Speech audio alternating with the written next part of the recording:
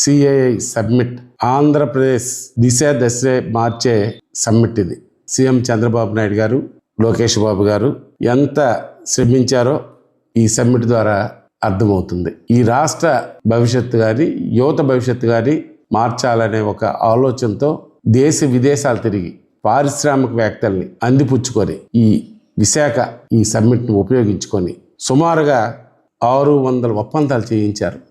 600 ఒప్పందాలు, 13 లక్షల కోట్ల పైచిలుకు పెట్టుబడులు ఈ రాష్ట్రానికి తెప్పించారు. ఇది ఒక సువర్ణాక్షరాలతో లిఖించబడే విషయం.